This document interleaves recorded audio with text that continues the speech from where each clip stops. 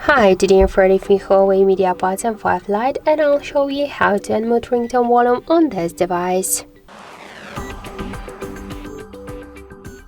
So open first the settings and then tap to the sound section.